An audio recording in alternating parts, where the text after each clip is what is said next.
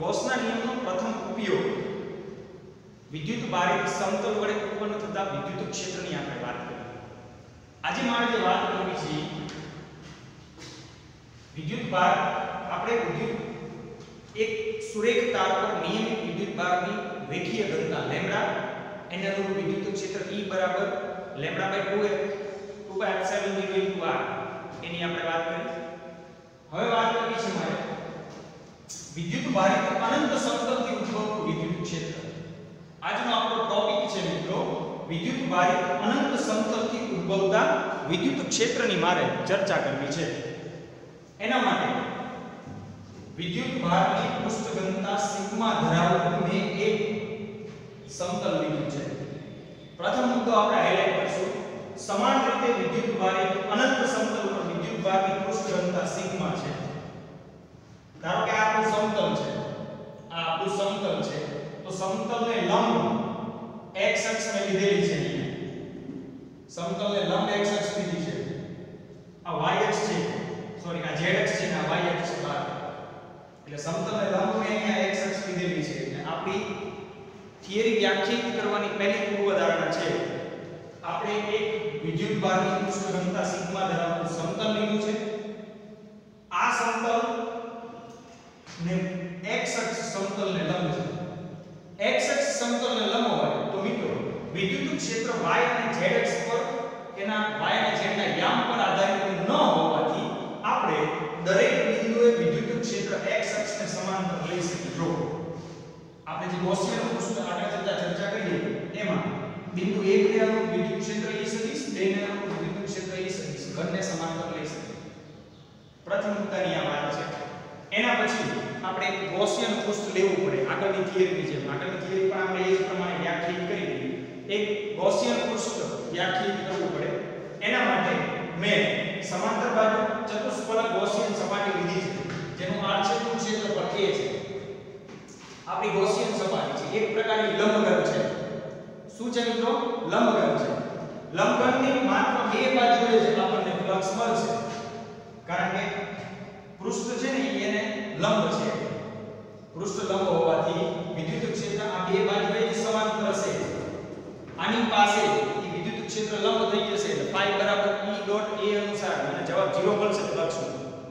તો અત્યારે મને માત્ર ફ્લક્સ આ બંને સપાટીનું મળશે. સપાટી 1 અહીંયા દર્શાવી છે એને લંબ એકમ સદિશ એની દિશા -x ની દિશામાં, જ્યારે સપાટી 2 +x ની દિશામાં. તમે સમજો આ ઉગમ બિંદુ છે. ઉગમ બિંદુથી -x ની દિશામાં અને ઉગમ બિંદુથી +x ની દિશામાં લંબ એકમ સદિશો મને મળે. એટલે વારાફરતી હું બંને લઈ શકું. આટલી રજૂઆત માત્ર આકૃતિનું વર્ણન છે. આપણે થિયરીમાં મિત્રો ઉપયોગમાં લીધેલી પૂર્વધારણા. શું પૂર્વધારણા ઉપયોગમાં લીધી?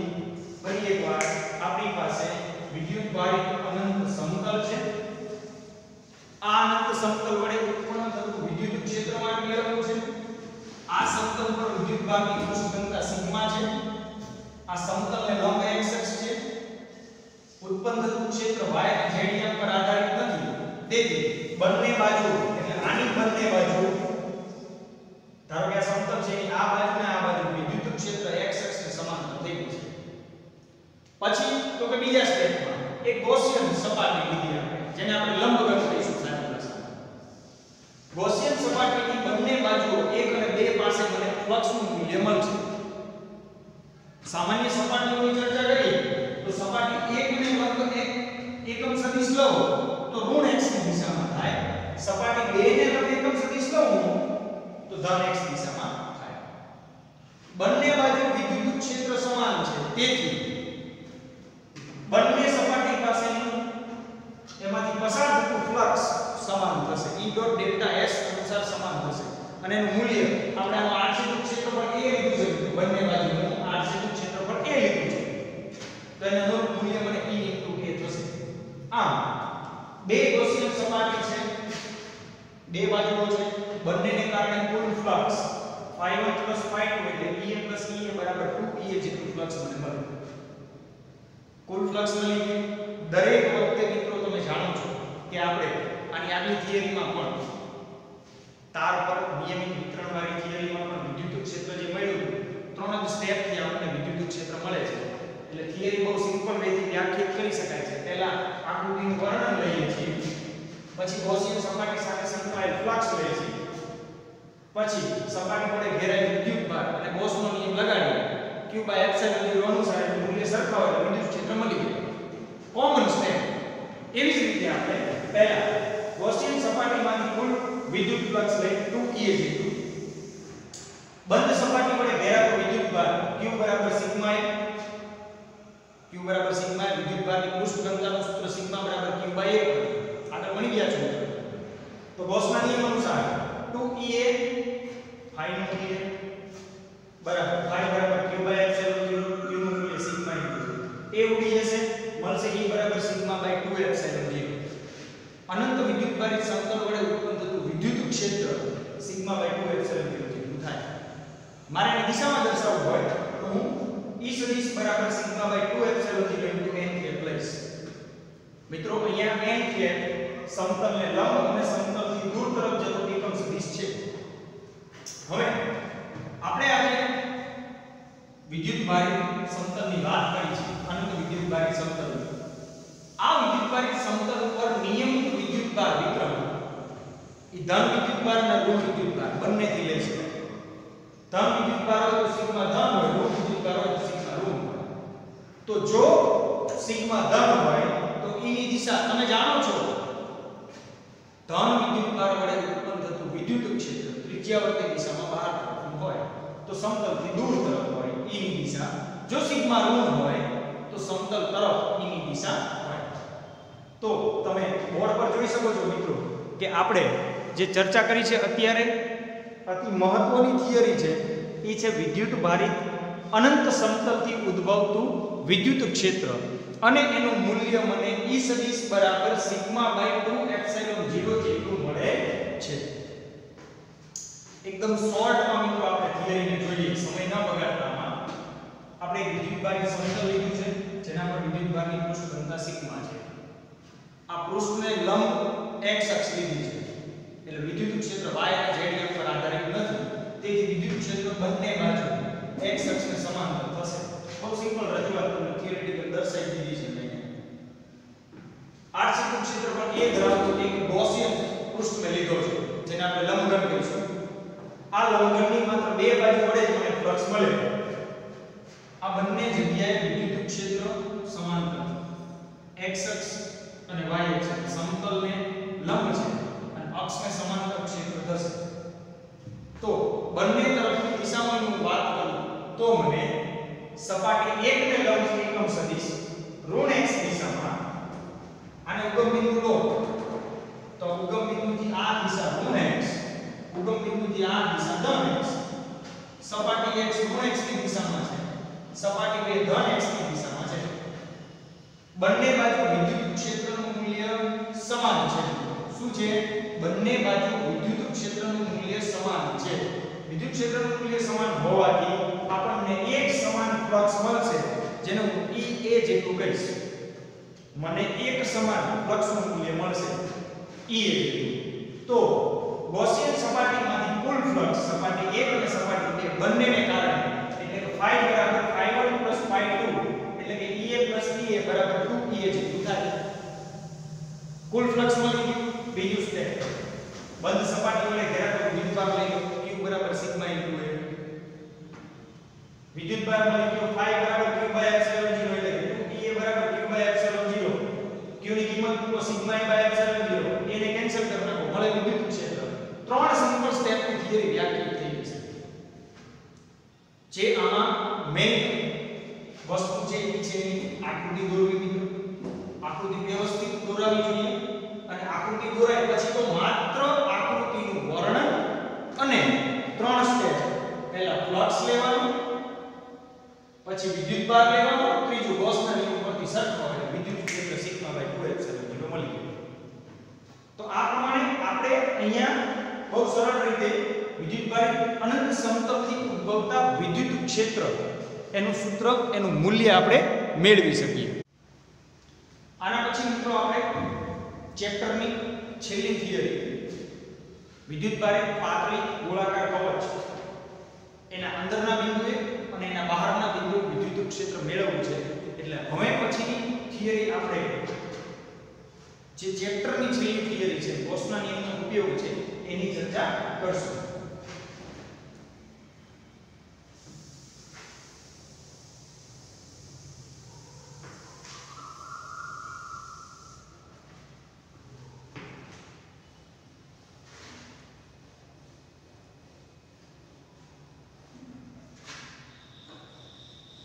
આગળની અને અંતિમ ચર્ચા છેલ્લી થિયરી છે.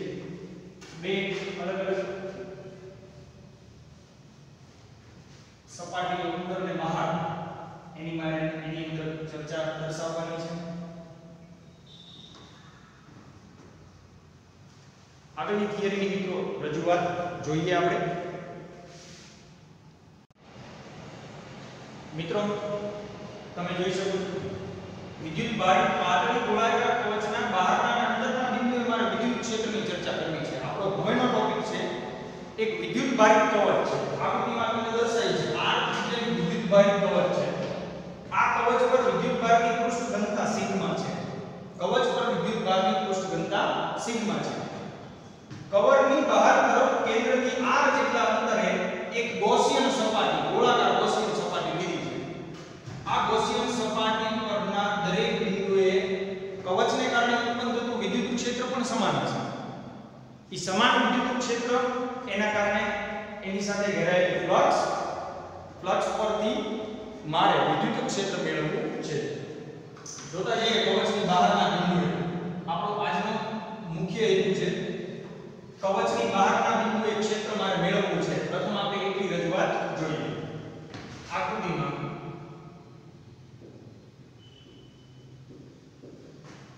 વિદ્યુતભારિત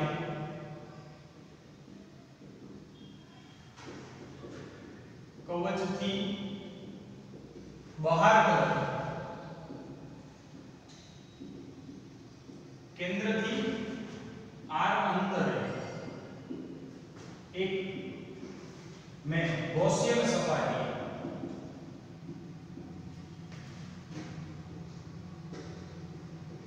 લો. સૌથી પ્રથમ કાર્ય છે મારે એક ગૌસિયન સપાટી લેવાની છે. આ ગૌસિયન સપાટી કેન્દ્રથી r અંતરે આવેલી છે. r અંતરે આવેલા અથવા તો ગૌસિયન સપાટી પરના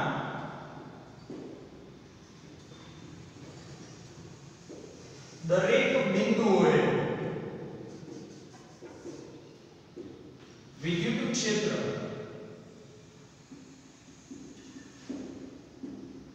એક સમાન થશે. ગૌસિયન સપાટી પર હું ગમે તેટલા બિંદુઓ લઈ લઉં આ દરેક બિંદુએ મિત્રો મને વિદ્યુત ક્ષેત્ર એક સમાન મળશે. કારણ કે આપણી પાસે જે વિદ્યુતભારિત કવચ છે કવચને કારણે ઉત્પન્ન થતું ક્ષેત્ર r ત્રિજ્યા જેટલા ગોળાકાર કવચના દરેક બિંદુએ એક સમાન થશે. આ વિદ્યુત ક્ષેત્રનું મૂલ્ય ગૌસિયન સપાટી સાથે સંકળાયેલ વિદ્યુત ફ્લક્સ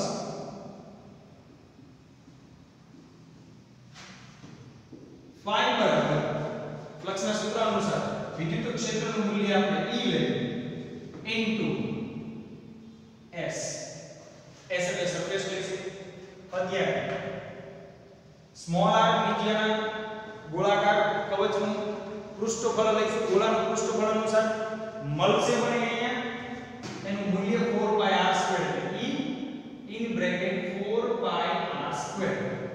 આટલું મને ફ્લક્સ મળશે. E in bracket 4πr². પ્રથમ રજૂઆત આપણે એની દર્શાવશું આ પ્રમાણે. સ્મોલ r ત્રિજ્યાને ત્યાં દર્શાવી છે એટલે phi બરાબર E ડોટ s બરાબર E કૌંસમાં 4πr² થશે. આટલું ફ્લક્સ સંકળાશે. ગોળાકાર કવચ વડે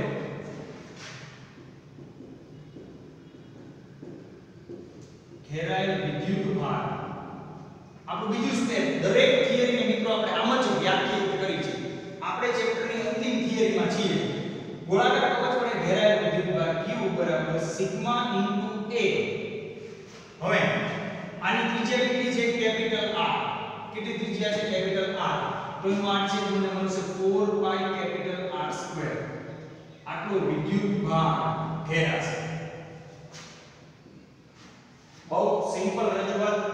બે મુદ્દા માત્ર ને આકૃતિના વર્ણનના લીધા છે. આકૃતિના વર્ણન પછી સંકળાયેલ ફ્લક્સ લઈ લીધું. કુલ ગોળાકાર R ત્રિજ્યાની ગૌસિયન સપાટી સાથે સંકળાયેલ ફ્લક્સ પછી મેં વિદ્યુતભાર લીધો. હવે ગૌસના નિયમ અનુસાર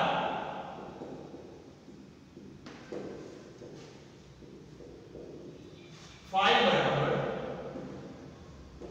q બાય એપ્સિલોન 0 બરાબર q એટલે sigma by epsilon 0 into 4 pi r square. મિત્રો તમે ફ્લક્સની કિંમત અહીંથી મૂકો માટે e કૌંસમાં 4 પાઈ સ્મોલ r સ્ક્વેર બરાબર sigma by epsilon 0 4 pi capital R square. તમે જોઈ શકો છો અહીંયા 4 પાઈ કેન્સલ થશે એટલે મળે છે વિદ્યુત ક્ષેત્ર E બરાબર sigma by epsilon 0 capital R square by small r square. આટલું વિદ્યુત ક્ષેત્ર મળે. બોર્ડની અંદર તમને થિયરીની બહુ સિમ્પલ અને સરળ રજૂઆત મિત્રો આપણે અહીંયા દર્શાવી છે. તમે જોઈ શકો છો વિદ્યુત ક્ષેત્ર મને E બરાબર sigma by epsilon 0 r square by r square એટલું મને બહારના બિંદુએ વિદ્યુત ક્ષેત્ર મળશે. આપેલી કિંમત અનુસાર અત્યારે આપણે વિદ્યુત ક્ષેત્રને જો સામાન્ય રીતે ગોળાના કવચથી આપણે ક્ષેત્ર દર્શાવ્યું છે કે આપણે એવું કહી શકીએ અહીંયા વિદ્યુત ક્ષેત્ર E આકૃતિ પરથી કેન્દ્રથી r અંતરે છે માટે હું દર્શાવી શકું E ચલે છે 1 બાય r સ્ક્વેર. વિદ્યુત ક્ષેત્રનો આધાર E ચલે છે 1 બાય r સ્ક્વેર મિત્રો હું કહી શકું એટલે કે r સ્ક્વેર ના વ્યસ્ત પ્રમાણ અનુસાર મળશે. બહારના બિંદુએ જ્યારે ક્ષેત્ર વ્યાખ્યાયિત કરતો હોય ત્યારે આ એક સૂત્રમાં વિદ્યુત ક્ષેત્રનું મળે. બીજી એક રજૂઆત મારે આ સૂત્ર પરથી લેવી છે.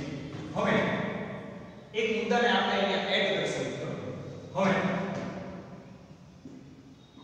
phi બરાબર E * 4 pi r સ્ક્વેર બરાબર q બાય એપ્સિલોન 0 પરથી વિદ્યુત ક્ષેત્ર E ને હું સૂત્રનો કરતા બનાવું તો મને q upon 4 pi epsilon 0 r square મળે. E બરાબર q upon 4 pi epsilon 0 r square. E પરથી પણ E ચલે છે 1 બાય r સ્ક્વેર કહી શકું કારણ કે આ અચળ છે કેપિટલ R નિયમિત છે આપણે દીધેલી ત્રિજ્યા છે તો બદલાય શું R.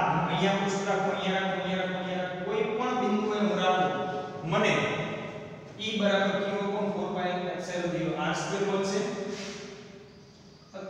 અથવા E સદિશ બરાબર q upon 4 pi epsilon 0 r square into r cap. આ સદિશ સ્વરૂપે મને વિદ્યુત ક્ષેત્રનું મૂલ્ય મળે. આપણો મુખ્ય ટોપિક હતો વિદ્યુતભારિત પાતળી ગોળાકાર કવચના બહારના બિંદુએ આપણે વાત કરી મિત્રો બહારના બિંદુએ વિદ્યુત ક્ષેત્ર મને આ બે સૂત્રને અનુસરે છે. મેઈન સૂત્ર E બરાબર q upon 4 pi epsilon 0 r square into r cap લેશું. જો q greater than 0 તો E ની દિશા બહાર તરફ, જો q less than 0 હોય તો E ની દિશા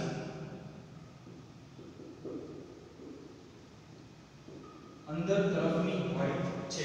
છેલ્લે આ એક મુદ્દાને આપણે દર્શાવશું. તો તમારે પ્રથમ સ્ટેપની અંદર મિત્રો કવચની બહારના બિંદુએ વિદ્યુત ક્ષેત્ર એની અંદર આટલા મુદ્દાઓ વ્યવસ્થિત દર્શાવવાના છે.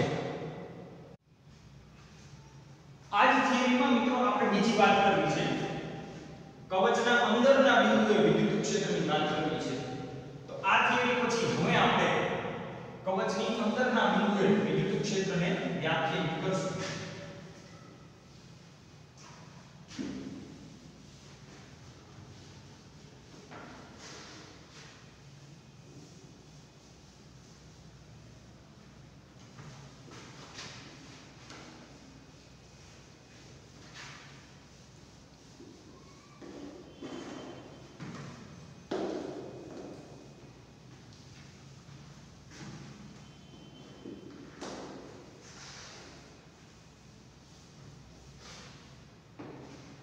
હવે પછીનો ટોપિક છે આપણે ઓપ્શન બી લઈએ.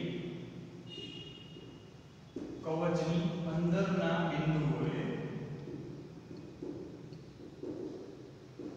વિદ્યુત ક્ષેત્ર.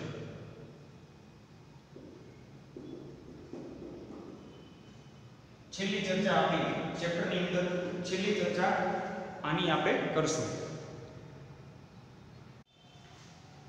તમે જોઈ શકો છો મિત્રો, કવચની અંદરના બિંદુએ વિદ્યુત ક્ષેત્ર. આ r ત્રિજ્યાની વિદ્યુતભારની પૃષ્ઠ સિગ્મા ધરાવતી કવચ છે, ગોળીય કવચ. કવચની અંદર સ્મોલ r ત્રિજ્યા ધરાવતું એક હું ગોળાકાર ગૌસિયન સપાટી લઈ શકું. આ બિંદુ P માંથી પસાર થતો એક ગોળો એનો ગૌસિયન પૃષ્ઠ કહીશ. ક્યાં છે મિત્રો આનું સ્થાન? કવચની અંદરના ભાગમાં છે. આપણે આગળ વાત કરી એમાં એનું સ્થાન હતું કવચની બહારના ભાગમાં. અત્યારે આપણે જોઈએ છીએ કવચની અંદરના ભાગમાં એનું સ્થાન છે. તો P માંથી પસાર થતો એક ગોળો એનો ગૌસિયન પૃષ્ઠ તરીકે લઈશું. આગળની રજૂઆત મુજબ ગોળાની ત્રિજ્યા r હોવાથી સપાટી સાથે સંકળાયેલ ફ્લક્સ phi બરાબર E * 4πr² થાય નિયમ અનુસાર. પરંતુ અહીંયા સૌથી મોટી એક તકલીફ પડશે. તકલીફ ઈ પડે છે મિત્રો કે ગૌસિયન સપાટી પર કોઈ વિદ્યુતભાર ઘેરાતો નથી, કારણ કે સપાટી અંદર છે અને વિદ્યુતભાર બહાર છે. આગળના કિસ્સામાં શું હતું? સપાટી બહાર અને વિદ્યુતભાર અંદર હતો, એટલે સપાટીની અંદરના ભાગમાં આખું પૃષ્ઠ ઘનતા સિગ્મા ધરાવતી ગોળીય કવચ અંદરના ભાગમાં. અત્યારે પૃષ્ઠ એટલે કે ગૌસિયન સપાટી અંદરના ભાગમાં છે. વિદ્યુતભાર ઘેરાતો નથી, તેથી ગૌસના નિયમ અનુસાર phi બરાબર q/ε0, q બરાબર 0 થાય. મતલબ સંકળાયેલ વિદ્યુત ફ્લક્સ શૂન્ય થાય. વિદ્યુત ફ્લક્સ શૂન્ય થાય તો E * 4πr² અનુસાર E શૂન્ય થાય, મતલબ વિદ્યુત ક્ષેત્ર શૂન્ય બને. આપણી કન્ડિશન છે અહીંયા r લેસ ધેન r. આગળની આપણી કન્ડિશન જોઈ હતી small r greater than r. આમ આપણે કહી શકીએ સમાન રીતે વિદ્યુતભારી પાતળી ગોળાકાર કવચને લીધે કવચની અંદરના બિંદુએ વિદ્યુત ક્ષેત્ર શૂન્ય થાય છે. બહુ સિમ્પલ અને સરળ છેલ્લી રજૂઆત મિત્રો આપણે જોયું. વિદ્યુતભારની પૃષ્ઠ ઘનતા સિગ્મા ધરાવતી એક ગોળીય કવચ છે. કવચની અંદરના ભાગમાં સ્મોલ r જેટલી ત્રિજ્યાએ એક બિંદુ P લીધું છે. P માંથી પસાર થતો એક ગોળો લીધો છે. આ ગોળાને હું ગૌસિયન સપાટી ગૌસિયન પૃષ્ઠ તરીકે લઉં છું. તો ગોળાની ત્રિજ્યા r હોય તો સૂત્ર અનુસાર એની સપાટીમાંથી પસાર થતું ફ્લક્સ E * 4πr² જેટલું મળે. E * 4πr² જેટલું મળે. પણ આ કવચ અંદરના ભાગમાં હોવાથી એ પોતાની અંદર વિદ્યુતભારને ઘેરતી નથી. આપણી ગૌસિયન સપાટી વિદ્યુતભારને ઘેરતી નથી. વિદ્યુતભારને ઘેરતી નથી, તેની સાથે સંકળાયેલ વિદ્યુતભાર શૂન્ય છે. q બરાબર 0 હોય તો ગૌસના નિયમ અનુસાર phi બરાબર q/ε0 બરાબર 0 થાય. અલ્ટીમેટ વિદ્યુત ક્ષેત્ર શૂન્ય થાય, E બરાબર 0. તો આમ અંદરના ભાગમાં કવચની અંદરના ભાગમાં કવચને લીધે બધા જ બિંદુએ વિદ્યુત ક્ષેત્ર મને શૂન્ય મળે. તો આ પ્રમાણે મિત્રો આ આખા વિડિયોની અંદર આપણે બહુ શોર્ટમાં બે થિયરી રજૂઆત જોઈ. એક અનંત વિદ્યુતભારિત સમતલ વડે ઉત્પન્ન થતું વિદ્યુત ક્ષેત્ર જોયું, અને બીજું વિદ્યુતભારિત પાતળી ગોળાકાર કવચના બહારના અને અંદરના બિંદુએ આપણે વિદ્યુત ક્ષેત્રની ચર્ચા કરી. બહારના બિંદુએ તમે જાણો છો આપણને વિદ્યુત ક્ષેત્ર મળે છે, કારણ કે ગૌસિયન સપાટી વિદ્યુતભારને ઘેરે છે. અંદરના બિંદુએ ગૌસિયન સપાટી વિદ્યુતભારને ઘેરતી નથી, તેથી મને વિદ્યુત ક્ષેત્ર મળતું નથી. તો આ પ્રમાણે મિત્રો ચેપ્ટર નંબર 1 આખું એનો આ થિયરિટિકલી લાસ્ટ વિડિયો છે. પછીથી આપણે એના એક્ઝામ્પલ્સ જોઈશું વધારે વિશેષમાં. તો તમારે વ્યવસ્થિત ગૌસનો નિયમ, એના અંગેના કેટલાક મુદ્દાઓ અને એની આપણે ત્રણ અલગ અલગ એપ્લિકેશન જોઈ, ત્રણ અલગ અલગ ઉપયોગ જોયા. ઈ મુજબ એના વિદ્યુત ક્ષેત્રને આપણે વ્યાખ્યાયિત કર્યું, એને આપણે દાખલાની અંદર ઉપયોગમાં લઈશું. તો આ વિડિયોની અંદર આપણે આ બે થિયરીનો સમાવેશ કરીએ છીએ. Thank you.